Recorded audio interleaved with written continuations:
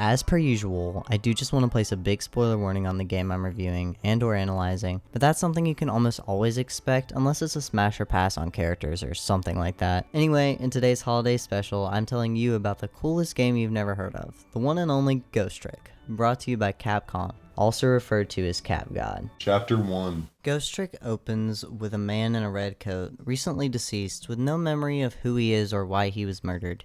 We play as his newborn spirit and meet a really pretty redheaded woman, total smash by the way, and a man in black clothing who's pointing a gun at that woman. So our protagonist wants to save this woman, but he has a bit of a problem. He's kinda already dead. But just as he's about to say, well, I can't do shit, a voice in his head tells him that he must save the woman. The voice teaches him about ghost tricks, the powers he got after dying. Can you see how they named the game yet?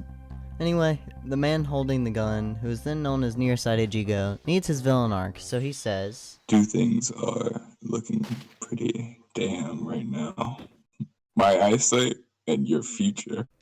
and then shoots the woman. Her body collapses and a phone rings. Jigo descends the stairs to answer the call and says, It is done. I'm on my way. After the man leaves, the voice starts talking again. We then learn that it's emanating from the lamp. That's right, a lamp is our guide. The man in red learns from the lamp that he can travel back in time 4 minutes before a person's death and change the person's fate using his ghost tricks. He possesses the woman and goes back to change her last 4 minutes, enough to keep her alive, learning more of the circumstances behind her death, including the mention of something or someone called Temzik, which Jigo was ordered to remove all traces of. So the protagonist kills him. Valid. He then goes back to the newly born present, when it occurs to him that he doesn't remember anything of his past life, or the circumstances surrounding his death. As he wonders this, the desk lamp, who introduces himself as Ray, informs our man in red, You only have until dawn to figure out everything you want to know, so we better make it count. Go exploring, make it snappy. so our protagonist comes up with a plan to simply use his powers on himself and rewind his fate. Unfortunately, Ray says to him, That's impossible. so our protagonist decides to at least figure out who he is and what happened to him in order to bring him to this point. However, as our man in red can't remember a damn thing, he's at a loss for how to figure this out. Ray follows with, That redhead's your best bet as she witnessed your murder. meanwhile, my ass is over here saying, I'm finna slide in her DMs. Mr. Red Suit takes Ray up on this league and he urges it, saying, She is the key to everything tonight. As Mr. Red speaks to Miss Ginger, the phone call resurges. She answers the call, as our protagonist possesses the phone, asking Ray if he's coming along for the ride. Then this interaction occurs. I'm old, tired, and I ain't got time for this shit, but I need a favor. Yeah? What can I do you for? Some funky shit's gotta go down, and your powers are the only thing that can unfuck that shit up. Nah, fam, I'm trying to remember who I am and what happened to me. Well, no shit, Connie, go do that shit. That's what I'm asking for anyways. What the fuck? You'll see. Chapter 2. So our sexy motherfucker in the red suit is transported via the phone line to a room full of machines where two blue-skinned men are. These men are then referring to the redhead as their target. Our protagonist soon appears on their screen, then the Smurf-looking motherfuckers say some shit like, Now that guy, Cecil wasn't that fucker can't be trusted. We had a deal. and the man in the red suit says, Huh, must be my name. Now that I think of it, it does sound familiar. Yeah? Well, no shit, honey. One step ahead, Tengo calls Sith, the caterpillar eyebrow-looking motherfucker, telling them, I'm at the redhead apartment waiting for her. Sissel goes through the phone line to save her, but finds a young girl with magenta hair tied up and her dog dead. What the fuck, bro? Pulled the blicky on the dog. Anyway, we go back to save their lives. You're fucking welcome. The phone rings informing Tengo that the redhead is still at the junkyard. He leaves the apartment, the phone rings again, magenta hair answers, and it's Miss Smashable Ginger, now known as Lynn. She says, Hey yo, Miss Vice President Kamala Harris. I guess I'm your Secret Service now? Get your ass over here to the chicken kitchen. The apartment isn't safe. Yeah, I figured as much. Me and Missile about fucking died. Fuck yeah, we did. I think I shitted myself. Is that a fucking talking dog? And bitch, get a move on, what the fuck? I don't know. Are you a talking asshole? What he said. And I'm working on it, bitch. Damn. Bring the music box while you're at it. Damn. No please or anything? Rip. Fine. Fuck it. I don't have anything better to do. So my ghost ass knocks the music box down from the ceiling. You're fucking welcome. Our score standings are currently 3 for Caden, 1 for not Caden. Thank you, Ray. Chapter 3. Sissel finds himself trying to escape from Lynn's apartment, but the phone is out of service, so he's forced to find another way out. The lady next door threatens, I'm gonna knock the damn door down if that annoying ass dog doesn't shut the fuck up. we escape the apartment, but we only get to the Karen next door's apartment. The phone rings, and that call is from the Justice Minister's office. Before we hop on that phone call, the little girl basically says, Mama, I wish you'd stop fighting Dad. I miss having a good parent. We then answer the call, and the first thing that her father, the Justice Minister, asks is, Can I come see my daughter for my birthday? and of course the Karen responds with, Well, of course not. And why not? Cause I fucking hate you, dumbass. I fucking hate you, Mama. I should have aborted you when I had the chance, you little bitch. So with all of that in mind, I leave to go to the Justice Minister's office because I feel horrible for this man, saying to myself, yeah nah, fuck the family drama. And I'm immediately greeted by another conversation. Leave. Exit. Damn, alright. So I went ahead and left too, because what else can I do? Seems he wants some time alone, you know. So I decided to go over to the junkyard, and I witnessed another scene where two detectives are talking and a doctor is examining my dope-ass corpse. Look at me, I'm so cool. I'd fuck me. Hey, kid. Yo, it's my favorite lamp man. Oh, I got bad news. Lynn's in prison. Why? She's a suspect. Yeah, no shit, honey, but what's the charge? Murder. Huh? We then meet the man, the myth, the legend, this homosexual right here. Look at him grooving.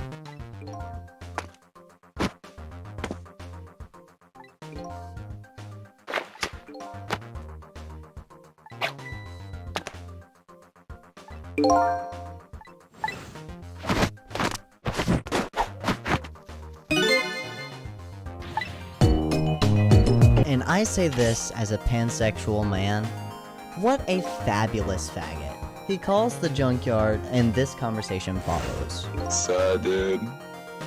Guardian speaking. Hey there, sexy. Can I talk to Detective Ringe's fine ass? You know what? Yeah, I guess so. Yo, Rin speaking. Oh, fuck. What the fuck, bro? Why'd you need me anyway? I just called to hear your sexy voice, babes, and to ask you a favor. What's the favor? Please tell me if anything happens during your stakeout mission. I'm not trying to miss any tea, darling. Oh, well, I was gonna do that anyway. That was in the contract. Wait, you actually read the contract? Of course I read the contract. I'm a detective. Oh, that's so sexy. Well, I'll talk to you later then. Actually, I have news. Lynn has been detained on murder charges. Oh, darling, how exciting! I'll go interview her in a moment. Don't you worry your delectable little lips. Goodbye, doll! Sometime later, a bang is heard, and Cabanella orders the green detective to send the doctor up to the office. Sissel, like a normal human, says, Ooh, what's happening? but does the shit that every white person in a horror movie could ever do that always gets them killed in the next sentence. I'ma fuck around and find out. So he darts up to the office through the phone line. Chapter 4. We open this chapter finding Lynn's corpse in the superintendent's office. What the hell happened, Lynn? I kinda died. Yeah? You think? It's rewind time. We then see Lynn, 4 minutes before death. We watch her hide her notebook behind a bookcase, talk to Inspector Cabanella, and get shot through a window. Anyway, we save her. That's literally all of Chapter 4. I'm moving on to Chapter 5. Chapter 5. In the superintendent's office, Lynn has escaped. The typical cop finds her notebook where she's circled a phone number. The green detective calls it, and only the most fabulous police officer, Officer Bailey, answers. Here's their conversation in a nutshell. You're speaking with Officer Bailey. Hi, what's up? Bailey, McCall speaking. How do you know Lynn? Oh, she? Only my best friend in the empire, the world. Why you ask? We have her notebook, where all pages are empty, but she has your phone number circled. What's up with that? Lynn! Oh, sweet. Yeah, she's calling me every day, you know? Like the best friends we do. Well, doesn't sound too suspicious. I'll let you go. Remember, it's your duty to report any findings to me. You have my number. Oh, how can we forget? I called you if anything pops up, girly pop. Thank you, Bailey. Anything? See you later. The phone call ends and another conversation is sparked. Man, I feel guilty for not telling him. About Lynn's calls? Exactly that. Didn't she specifically ask you not to report her calls? Sure did, but I'm torn on this. Bailey, she's your best friend. It's just cruel to report her calls. But it's part of my job. I don't know. You don't want to lose Lynn, do you? You report her, you might just lose her. You know what? You're so right. It's not worth losing her. Thank you. But I could help, Bailey. So I get out of there very quickly and I go to the basement. And what do I find other than Lynn being dead again? Anyway, it's fucking rewind time. Back 4 minutes before her death, Lynn hides from the superintendent and enters the room he had just exited. When she turns on the light, a killing machine is activated. I fucks with it, so that it doesn't kill her. Score is 5 for Caden, 1 for not Caden. Y'all welcome. Anyway, Lynn asks Sissel to find out about a certain prisoner's schedule, which, why not? Chapter 6. We go back to the prison, and after knocking down some errands, I learn that prisoner D99, which is the prisoner Lynn asked me to learn about, was convicted for the murder of his wife. Another prisoner comes into the phone booth to make their call, and we follow them back to the prison cells. We jump from cell to get to D99's, where we find the convict painting. We look around, find the prisoner's daily schedule, but it's blank. The following conversation occurs. Well, you ready? As ready as I can be. What's today's painting? It's the last face I want to remember prior to, well, you and I both know. May I see? Sure, don't see why not. Wait, what? That's me. Is this why Lynn wanted me to learn about him? I better go find out, huh? Not gonna help to ask rhetorical questions much. So my confused ass goes back to the guard room where Officer Bailey receives a call. Time for more dialogue. Officer Bailey, Chief of Police here. You're on a recorded line per police standards. On the line I have Inspector Cabanella. Acquaint yourselves. Well, hello there, darling. How's our dear Lynn? Hey there, boys. Lynn is great. Have you spoken to her since you spoke to Detective McCall? I have not. You guys are just really interested in my besties today. Let us know if you do, doll. I sure will. Don't you say you will have a close friend in this prison? I'm done with this conversation. Catch you on the flip side. So Sissel takes the phone to the police station. There, Cabanella and the chief of police discuss the case and play the security camera footage, where we see Sissel carrying a suitcase and talking to Lynn. He leans on a wall and is shot by her. Chief wonders why his corpse was found on the lower junkyard since he was shot at the entrance. When Cabanella plays another tape, we see a black cat coming out of the suitcase that he was carrying and knocking his corpse down to the lower floor. The radio goes off. Copy. Range speaking. Over. Copy, Range. We hear you loud and clear. Over. Copy. Our target is presently at point X. Over. Copy, Ringe. Cabanella here. Move her out. Put her in custody. Over. Copy. Agreed. Done and done. Over. Then a few moments later, a loud crash is heard and the communication cuts out. Cabanella tries to call the chicken kitchen, but the call is answered by a distressed, jovial tenor, who hangs up quickly. Inspector Cabanella leaves, mentioning there's someplace else he's gotta be. Chapter 7. At the chicken kitchen, the first thing we see is the waitress, who's been run the fuck over by a van. Guess who's dead in the van? Oh no. It seems as I am deceased. And so am I, by method of chicken. We have something to talk about, you bitch. Oh gods, what did I do? You killed me. Wait, what? No, I didn't. It's on video, Lynn. If it's any condolence, I don't remember killing you. Also, I checked on the prisoner you wanted me to check on. Oh, how's he? He seems fine, but his schedule in Blackboard was blank. That means he's... Oh gods. No. What? I don't think I'm following. He's getting executed today. I found out about Point X because of a note in his pocket. It had the location and time written on it. Well, let's save your life first. We'll talk after. Wait, you're still gonna save my life? Why wouldn't I? Back in the kitchen, Lynn finds a strange sign, and the waitress takes a roasted chicken to a couple upstairs. A few moments later, Lynn hears the van approach and pushes the waitress out of its way. The van crashes through the window and dislodges the giant chicken leg from the ceiling, crushing Lynn. Sissel asks Lynn about the sign, and she mentions it said guests could ring the bell 3 times for some water. So our protagonist does so, and yoinks a ride on the pitcher to the cart and the couple upstairs. We witness another conversation. Update me, pretty boy. Yes, ma'am. We have 3 cases. Punks sang national secrets in their concert. Sausage Man took down the police chief commissioner, hostage, in the commissioner's own office.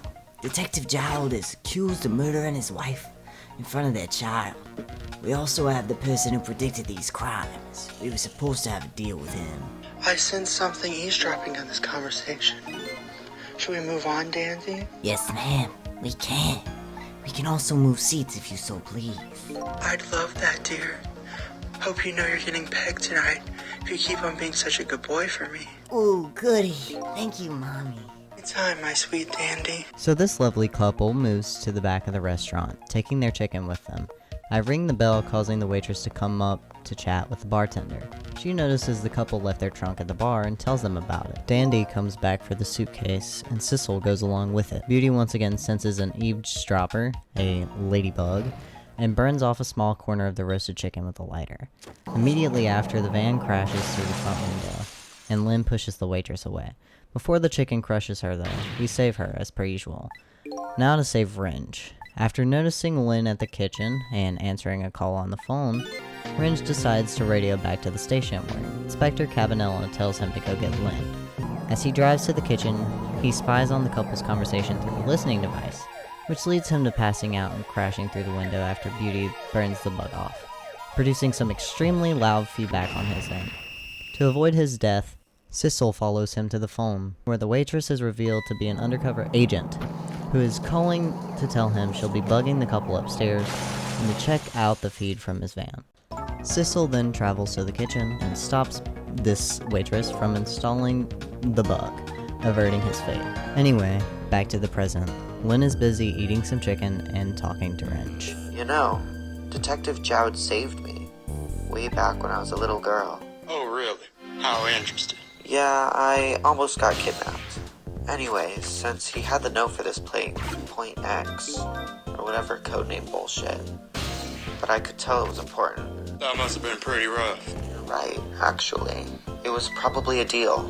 How interesting. Does he know any of our mutuals? He's friends with Cabanella, you know. Cabanella? Of all people. Tell me more about Joe. Well, he gave me a music box. He asked me to give it to a particular person when the dust settled, whatever the fuck that means. Well, just so you know, his execution's not at dawn. It's at 11 p.m. Sissel, go. Save him as long as you can. Done. All for you. Chapter 8. So I return to the prison and find the guard room dark. The guards say the power is off and the generator needs fixing. The power failure caused the lights to go out, internal phones to go down, and cells to unlock. I found Officer Bailey saying, Panic dancing. It's been passed down for generations. It always helps me out during hard situations. The phone rings and the other guard answers. Hello? Appreciate it. Figured as much since, you called. What is up about that?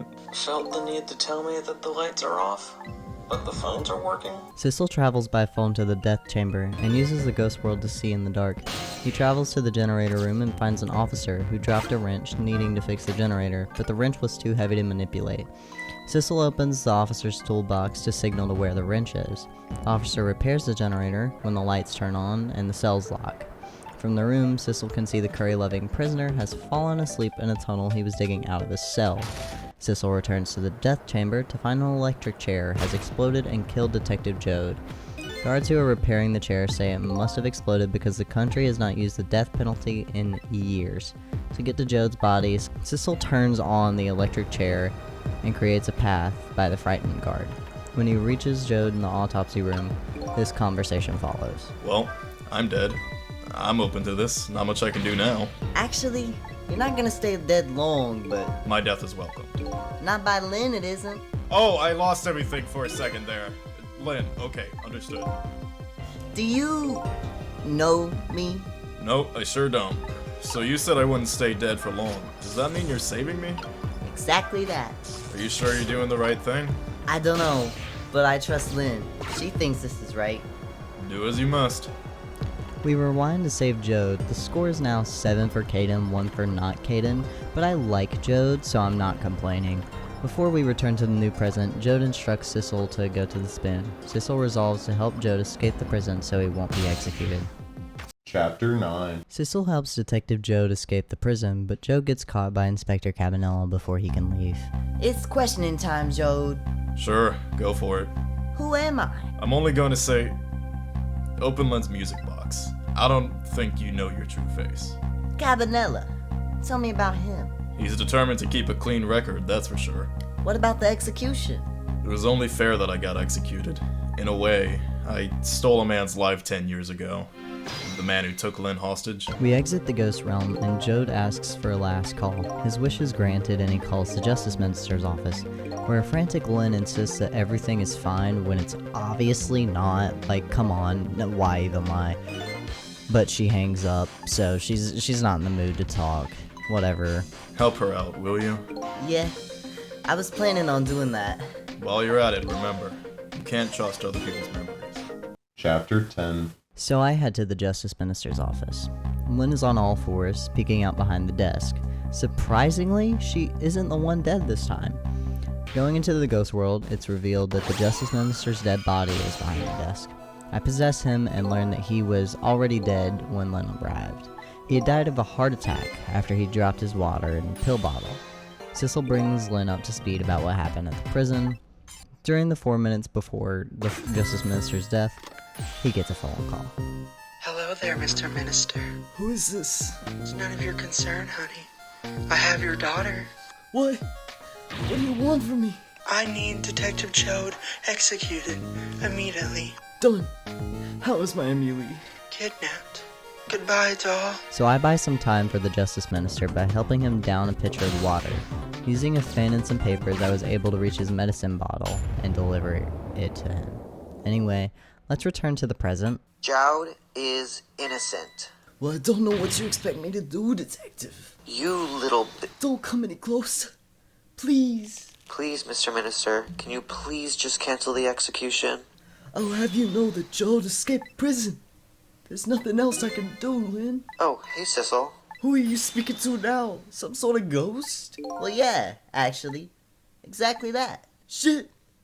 You're not real. There's no way. I'm dreaming. Well, I regretfully inform ya, I'm very real. And your daughter is very kidnapped. I then tell him how his daughter was kidnapped, and Lynn just says, I knew about this, by the way. causing him to nearly have another heart attack. I then decide to see what the kidnappers are up to. Chapter 11. So I free the captive. You're so very welcome, Miss Vice President Kamala Harris. You're so welcome. She was trapped in a trunk, and we learn that she's located in her old home, which bears a remarkable similarity to the superintendent's room in the junkyard's basement. During this escapade, we find out that Miss Vice President Kamala Harris has a core of the dead, which wasn't present the last time we saw her, meaning she'd died and been saved at least once before. The conversation is sparked. Did you die? Yeah, I got kidnapped at Temsic Park and lost the music box. Your dad's the Justice Minister? No, my dad's detective, but he's in prison. He got accused of killing my mom. You're Detective Jode's kid? Yeah, but don't worry, he's actually innocent. I made a machine to surprise my mom on her birthday, but I guess I fucked up somehow. Anyway, her death was an accident, not a murder. But he took the blame, so you wouldn't get in trouble. Bingo. You remember that hot dominatrix from before? Yeah, her name is Beauty, and she senses Sissel in the room, and leaves the room along with Dandy and Camila, though not before telling Sissel. I know you're there, Ghost Man. You want this innocent little girl dead? Of course not. What the fuck? I thought so. If I sense you again, she will be. Chapter 12. That sexy dominatrix and her cuck incel boyfriend, who she definitely pegs, by the way, kidnapped the wrong girl. Who'd the dumbasses get? Miss Vice President Kamala Harris. And the dominatrix sensed my presence. Justice Minister. Lynn, need we yell? The Blue Lady kidnapped the wrong girl. She kidnapped Miss Vice President Kamala Harris. As much as I want to believe you, I can't. I'll believe it when I hear my Amelia's voice. Well, hello, dear Justice Minister. Lynn. Cabanela, you're a fucking coward. You only brought Detective Jowd here to brag. All you care about is your stupid ass record. Hey there, Joe. Hey there, Sissel, wasn't it? Yeah, man. Listen, I know you didn't kill your wife. I don't know what you're talking about. I'm a guilty man. Yeah, but Miss Vice President Kamala Harris told me the story. You're innocent.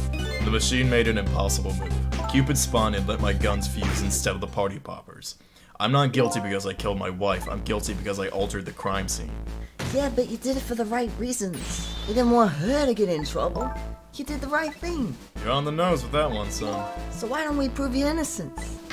She shouldn't get in trouble if it was an accident. You're right, and a statute of limitations is heavily passed. Lynn, go retrieve the music box. Can do. Cabanela arranges for a prison van to pick up Jode in 10 minutes. I go to the Justice Minister's apartment to prove to the minister that his daughter is safe. Sure enough, Amelia is in bed. Chapter 13. Fine, Mama. I went out, but only to get Dad a birthday gift. Can we pretty please call Dad for his birthday? Well, of course not. I fucking hate you, Mama. What did you say, you disobedient bitch? Does it look like I care, Mama? All you do is write weird smut, whatever that is. Hey, Dad. Princess, oh my Amelie, how are you? I'm okay. A little sniffly, because I got you something for your birthday. Happy birthday, Dad. Oh, right. It is my birthday, isn't it? Thank you, dear. How's your mother? Hanging in there. Oh, Amelie. I know that evil little giggle. You've done something bad. Apologize to your mama. Only for you, Dad. It is your birthday. I'm sorry, Mama. So I return to the Justice Minister's office. Thank you for your work, Sissel. That manipulator, huh? No problemo, JM. Wait, what was that thing you just said? The manipulator. People believe it's what made the other inmates commit their crimes. I think it's a ghost. Why bring it up now of all times? I was haunted by it. That's the only reason I signed Detective Joel's execution papers. And why didn't you tell anyone? I was afraid no one would believe me. I didn't have any evidence. I told Emma, my wife. She wanted a divorce because of it. Well, I see where both of you are coming from, but damn is that TMI. Cabanela, the manipulator. I do have ears, you know. The manipulator is a spirit, right? Along with this Sissel person whose name I keep hearing. So he promptly speedwalks out of the room, very confused, right before the telephone rings. Lynn is on the other side, saying some kind of incident occurred. She then yells at Sissel to get over to the park, so I go. Chapter 14. The first thing I see when I enter Temsic Park is Lynn looking dejected. Lynn? I can't find a music box, but I found a dead person. Well, we all know what time it is. It's rewind time, fellas. The 4 minutes before death scene shows Dandy kidnapping Miss Vice President Kamala Harris, who hides the music box in a hedge. The statue almost falls on her, but is moved in mid-air to fall on the park guardian instead. I see you, Spirit. Who are you? Sissel, it's me, Missile. Hey there, buddy. What happened? I sort of got flattened. During this interaction, we also learn that Missile has the power to swap objects of the same shape, so he went 4 minutes before Camila's death and swapped the statue for a leaf to avert her fate, but was unable to stop the park guardian from becoming collateral damage. So the two of us worked together to swap the statue a second time, saving both the Vice President and the Guardian. It's your turn, Missile. Actually, leave me dead. I was wasn't any hope alive, and I just saved Miss Vice President Kamala Harris by being dead. I'll do my duty as a good doggo. I won't disappoint, I promise. I can honor that wish. So we explain what happened to Lynn before Missile gets blown away because, he's possessing a leaf. Here's your box. Thank you. Wait, I know you from 10 years ago. You got held hostage by a man when the rock of the gods fell out of the sky, killing a man. I haven't heard this version of the story. I assure you, Jode has. But he was there, and wasn't a whole ass child. But he didn't kill that man. The media did. We then head back to the Justice Minister's office. Jode opens the music box, revealing the gun inside and pointing out the evidence that proves his innocence. Jode, you didn't kill Lynn's captor. A media did. I would have killed him had I gotten the chance. That makes me a murderer. I also made the kidnapper panic enough to take a hostage in the first place. Plus, it wasn't you I painted in my cell. I painted Lynn's captor. Wait, what? His name isn't Sissel, though. His name is Yomiel. You've only been dead one night, anyway. The phone rings. Jode's execution must be carried out tonight. We still have a hostage. So I leave to go to the junkyard superintendent's office. Chapter 15. What the fuck? That's... Yomiel? Yeah, that's right. The guy we learned about literally last chapter is the first person we see here, standing over a dead Cabanela holding a gun. Yomiel calls Sith, that blue caterpillar eyebrow looking motherfucker, and they briefly speak of a deal. So brief that I don't even bother writing a dialogue for it. After a short conversation between Commander Sith and his assistant, the camera pans out to reveal that they are in a submarine, which then propels away. Back at the superintendent's office, Yomiel says, Bonsoir, Cabanela. We won't ever forget you. It's fucking rewind time. The scene starts with a call Cabanela gave back at the Justice Minister's office. The inspector writhes in pain while Yomiel mocks him. I wonder, what's it like to feel pain? All of this work and finally, I get to take revenge. Revenge on the people who stole my life away. I'm afraid I don't understand. A meteor killed you. I was murdered. By all of you. It's that little girl's fault for getting in the way of my master plan.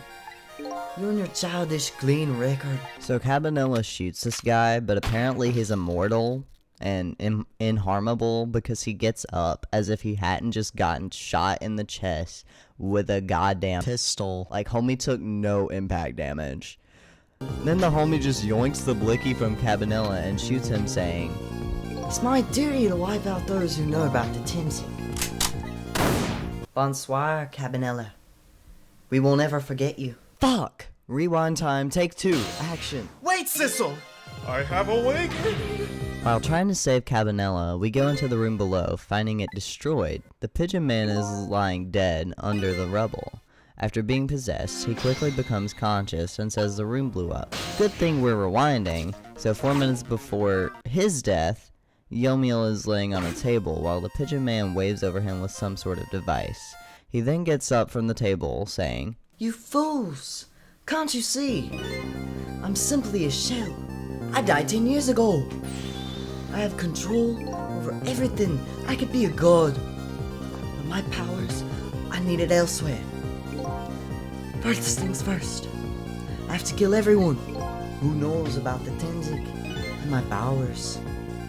Bonsoir, boys. You will be missed. And then he kills the bird guy, injuring Cabanela as well. The medical examiner was a farce. I purchased his body from the doctor to find out why he had such powers. While trying to save the Pigeon Man, I spot Missile possessing a leaf floating through the sewers. The two of us save the Pigeon Man by making him fall through the floor before the explosion that initially killed him. The Pigeon Man takes them to the room above to save the inspector's life by swapping the bullet from the handgun with a soft knit hat. I used to be a medical examiner for the police. I worked on that man's body 10 years ago. The body didn't have a scratch on it, even though it had been hit by a meteorite fragment. I couldn't even perform the autopsy due to the incisions I made instantly healing. I couldn't file an autopsy report due to the body vanishing. It seems as though the body just got up and left on its own. The body gives off radiation caused by the Timsik meteorite fragment. I learned this when I went to the meteor crater and found the same radiation pattern as the corpse. I quit my job to work on this case. I wanted to further research the radiation. I think this there it is, the manipulator. My perfect record granted me the role of the head of the Special Investigations Unit. It allows me to direct all investigation in the manipulator case. And darling, that is truly the only reason I give a damn. We found out about the manipulator only by overseas communications. Overseas communication, eh? Wasn't he saying something about... He plans on leaving the country by a submarine run by the blue people that he has a deal with. You know, I can't forget the mistakes I made when I interrogated him. You interrogated him? But of course, my mistakes were so naive. The first was pushing him too hard, making him lose all hope. The second was leaving my handgun on the table, which he used to escape. The contraption that blew me up, I made at the help of Joel's case. The contraption was not able to reproduce the results we wanted unless it was manipulated. Proving that our Vice President, Kamala Harris, is innocent. Also, I'm gonna shed this form. No more looking like Yomio for me. Suddenly, Lynn walks in and they explain to her what happened. Then Job walks in with a big smile on his face. The execution order was called off. Detective Jowd here is free to go until morning. The Pigeon Man hands Jode his old detective coat. Jode thanks Cabanela for the present he gave him back at the prison before running off. Lynn runs off as well, telling Sissel to wait a while. Chapter 16. About 2 hours before dawn, the phone rings. I'm in the control room of the Yanoa submarine. I was only able to find this place because of the bullet Cabanela used to shoot Yomiel. It had a radio transmitter inside, and the pocket watch he gave me holds the radio receiver. I'm on my way. This Tamsic fragment is all mine now. We have the power of the world in our hands. The betrayal. The control room blasts away from the submarine, taking Jode and Yomiel's body with it. We hear an explosion elsewhere in the submarine and leave to find it. On the way, It's you! Hi! a phone rings, but Sissel can't reach it and Missile is unable to answer it. Something else explodes, knocking the phone off the hook. We make our way over it and find. I need help. Please. Meanwhile, on our end of the line, the room is flooding and Lynn is dead in the water. You know what time it is? It's rewind time. So I go back 4 minutes before her death, and I see this interaction. Vice President Kamala Harris. I've been waiting for Jode, so I could kill him. Specifically, as his own daughter. I figured that would be traumatic enough. But you're here, meaning my plan has failed.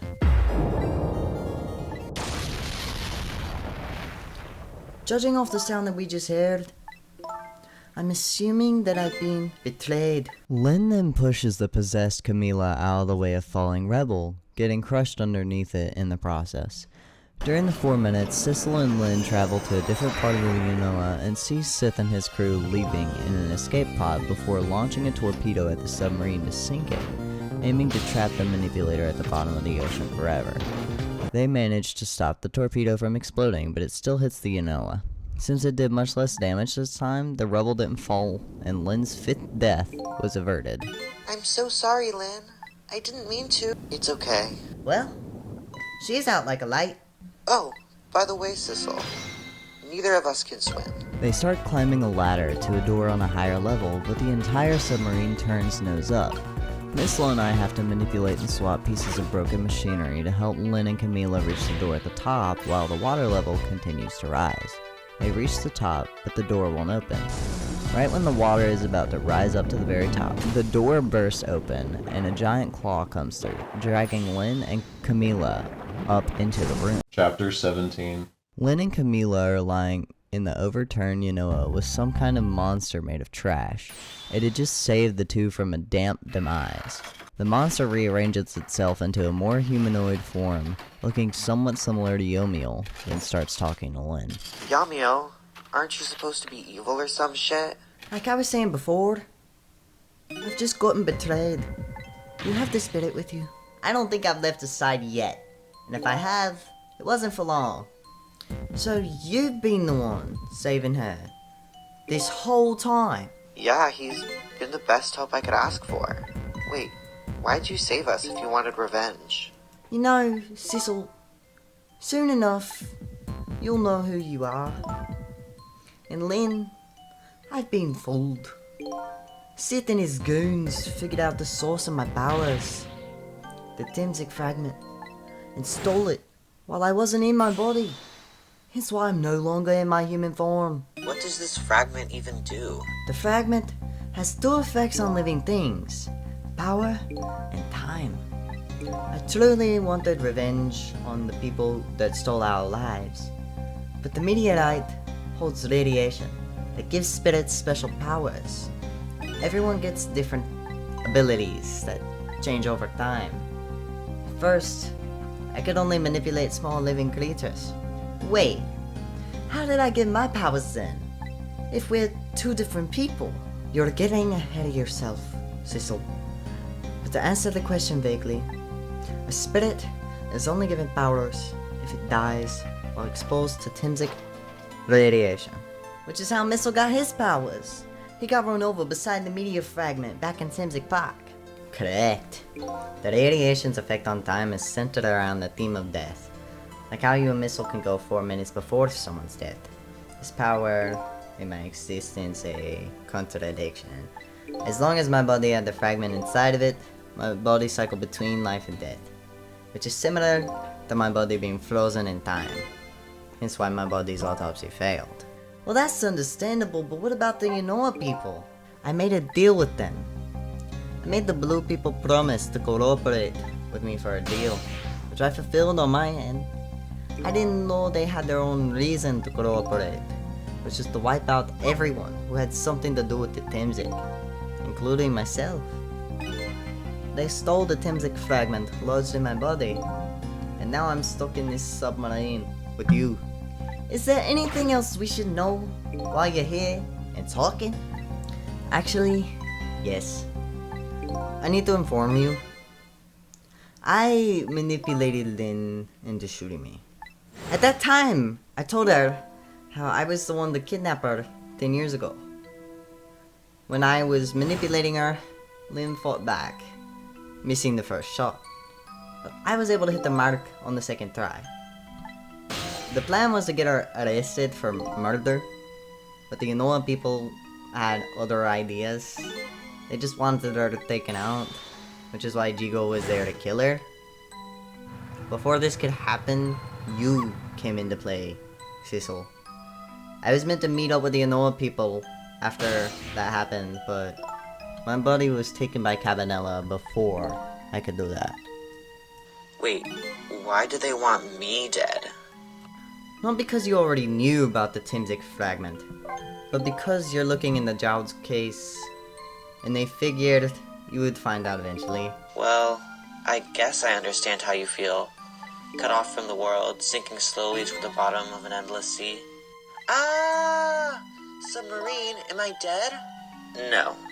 If my dad was here, he would save us. I'm so sorry, Miss Vice President. Wait, why did Sith steal your body if it's useless without the Timzik fragment? They could have just taken the fragment and dipped. It doesn't matter. We don't know where it was launched to anyway. Wait, the present Cabanela gave Jowd can track where your body is. We can shoot a torpedo with Missile and Sissel inside to where your body is. Dad! That's so smart, Miss Lynn! So we go, and we find a dead Jowd. So I catch him up on what happened. Why would Seth do that to his own ship? He's afraid of my powers. Yomiel. Time for me to figure out more about you, Yomiel. I used to be a top systems engineer and was involved in a project about top secret government information. I was suspected of leaking these secrets, which is why I was interrogated by Cabanela. I was proven innocent after my death. I felt as though I was lost in the dark, unseen and useless. The passing of time amplified my pain. Eventually, I wanted everyone involved in the Timzik incident to suffer as I had, which is why I manipulated Kamala Harris's contraption into murdering Joe's wife, Alma. This is when I decided to make a deal. The foreign government would receive the secret to my powers. I would receive help in my revenge and then everyday life. I didn't care that my new life would be artificial. I wanted to feel normal. But the government betrayed me, researching the fragment to steal it and leave me behind. Why didn't they just take the rest of the meteorite from Timsic Park? They couldn't. Cabanella and the Pigeon Man reported to the government that Timsic was the source of the manipulator's power in the mysterious cases. The park was put under surveillance, and plans were underway to secure the meteorite. I honestly deserved the betrayal, being so young and naive. Are you glad I'm dead? You won't be for long. We promised Lynn and Miss Kamala Harris. It's rewind time. We see the masked assistant tell Jode, "The room will sink to the bottom of the sea, and I don't care because I'm a robot." Why would you go to the trouble of sinking Yomiel's harmless shell? Sith wants to eliminate any possibility, no matter how small.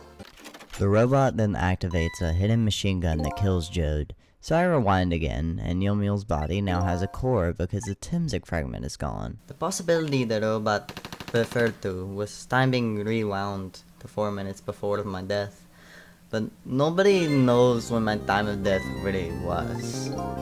I still wonder who I really am. And we rewind time once more. Chapter 18. Sissel, Missile, Jode, and Yomiel arrived 4 minutes before Yomiel's death, 10 years ago in Timsic Park. Little Lynn has just finished roasting a sweet potato under a pile of leaves by a fountain, wearing headphones. Jode is chasing and shouting at Yomiel, firing a warning shot into the air. Yomiel, panicking, lunges forward and grabs Lynn, then turns and points a gun at Jode. While the two are in a standoff, Lynn passes out and a black kitten appears and rubs its head against Jode's leg. Jode tries to shoo it away so it doesn't get hurt. The camera pans up to the sky. Timsic crashes into the ground nearby. One shard smashes through a lamp and hits Yomiel in the heart, killing him. We also see Lynn waking up and Jode making sure she's alright. Then the 4-minute scene ends. If we managed to stop the shard from killing Yomiel, I'm pretty sure I would have shot him, so it might not be possible to avert Yomiel's death. What I did was inexcusable. I can accept that death. Restarting the 4 minutes, I make Lynn's headphones blare, briefly waking her up and making her drop her sweet potato.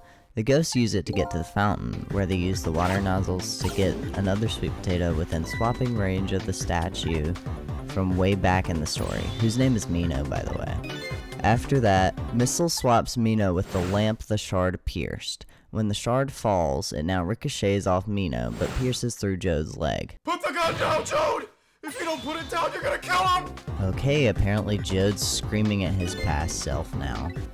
But his past self doesn't listen. Even with his injury, Jode pulls the trigger and immediately realizes his mistake.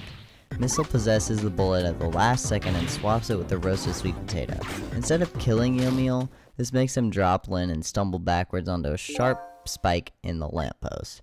He is pierced through the back, but miraculously survives. Mino starts to fall off the lamppost, with Lynn lying unconscious underneath it. We could let it crush her, and then go back to avert that death. I'm not okay with that.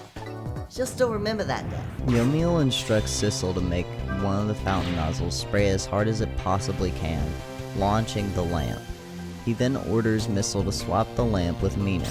Mino is still going to hit Lynn, but Yomiel explains that those few seconds was all that he needed. He then manipulates his own unconscious body to peel himself off the lamppost and throw Lynn to safety, getting partially crushed in her place. Lynn wakes up and has a similar conversation with Jode that she had in the original version of events. Call the police. Jode then hands Lynn a toy detective's badge.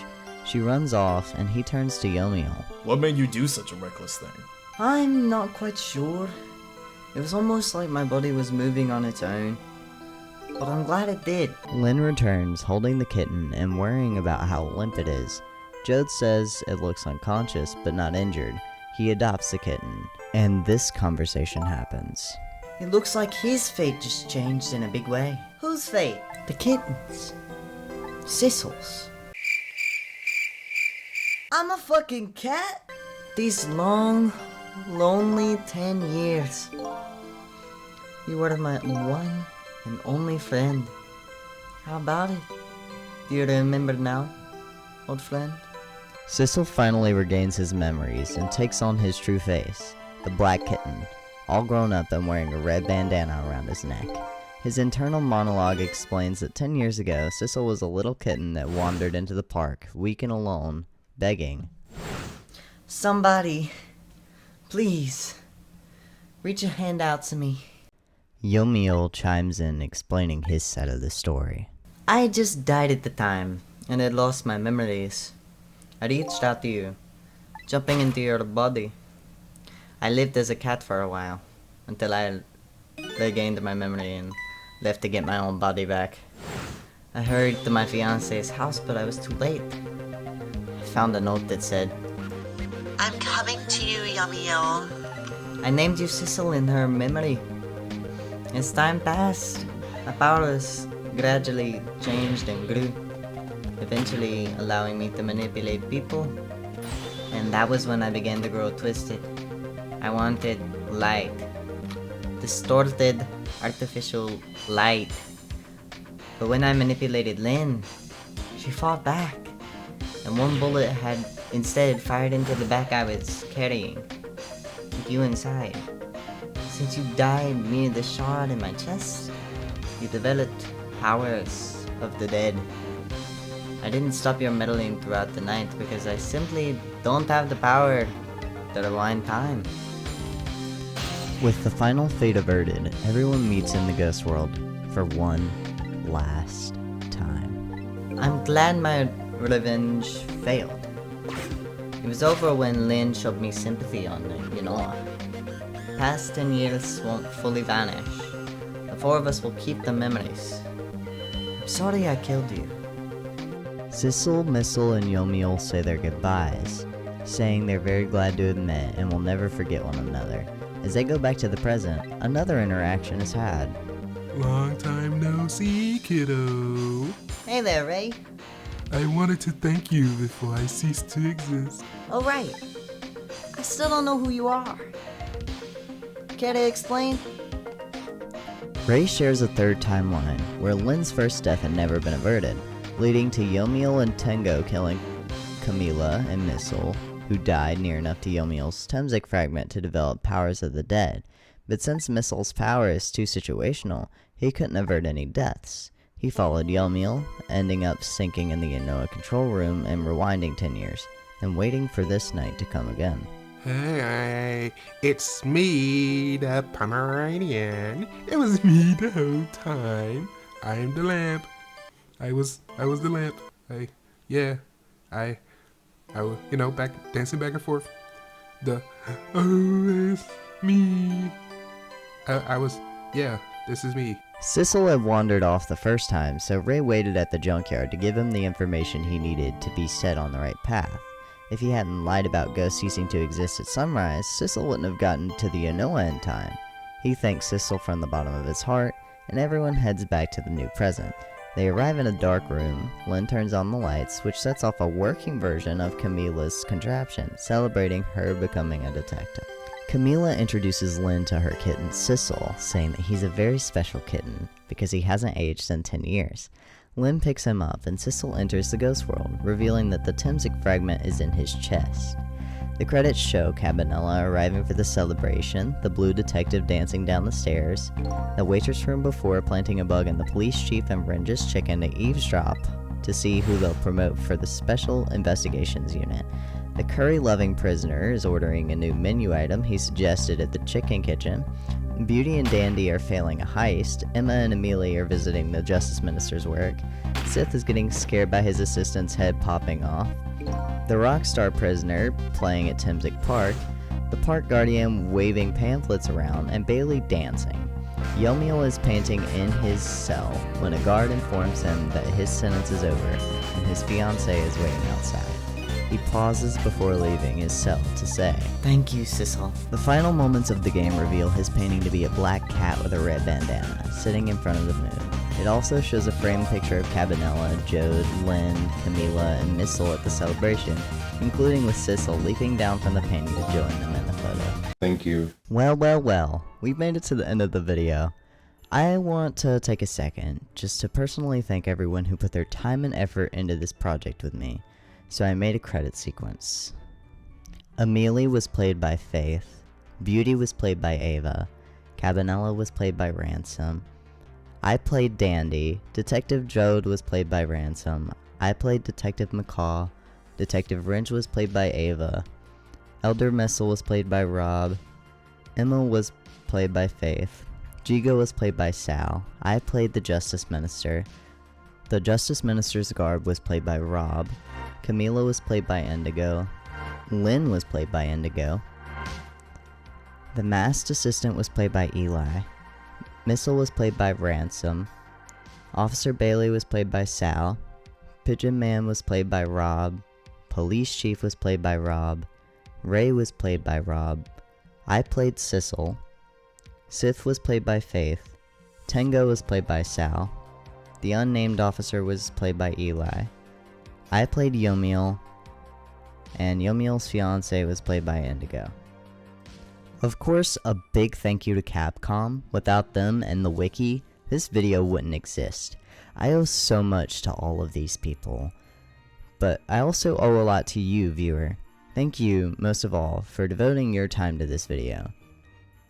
By the time this video uploads, I will have had surgery yesterday, so be prepared for a lack of videos for a couple of weeks, and wish me well healing.